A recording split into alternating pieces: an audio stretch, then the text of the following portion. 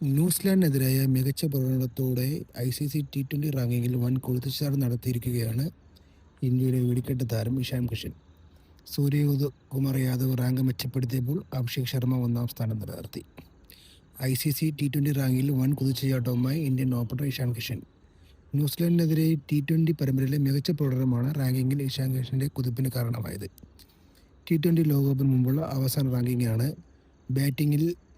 Batting റാങ്കിങ്ങിലെ ആദ്യ 10 സ്ഥാനങ്ങളിൽ 3 Indian താരങ്ങളുണ്ട്.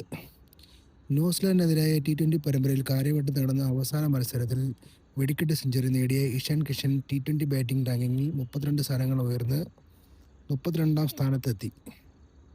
ന്യൂസിലാൻഡിനെതിരെ 4 കളികളിൽ 53.75 ശരാശരിയിലും 231.18 സ്ട്രൈക്ക് റേറ്റിലും 215 റൺ അടിച്ച പ്രകടനമാണ് T20 ബാറ്റിംഗിൽ ഇഷാൻ കിഷന് കുതിപ്പിന് കാരണമായത്.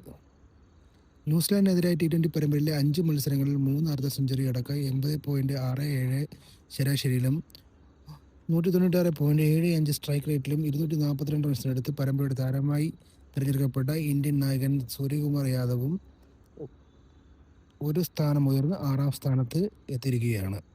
ന്യൂസിലാൻഡിനെതിരായ T20 പരമ്പരയിൽ അർദ്ധ സെഞ്ചുറി നേടിയ ഇന്ത്യൻ ഓപ്പണർ അഭിഷേക് ശർമ്മ 5 മത്സരങ്ങളിൽ 150 റൺ എടുത്തപ്പോൾ റാങ്കിങ്ങിൽ 1ാം സ്ഥാനം നിലനിർത്തി. എന്നാൽ തൊട്ട് മുൻ റാങ്കിങ്ങിൽ 929 റേറ്റിംഗ് പോയിൻ്റുള്ള അഭിഷേകിന് പുതിയ റാങ്കിങ്ങിൽ 917 റേറ്റിംഗ് പോയിൻ്റായി കുറഞ്ഞു.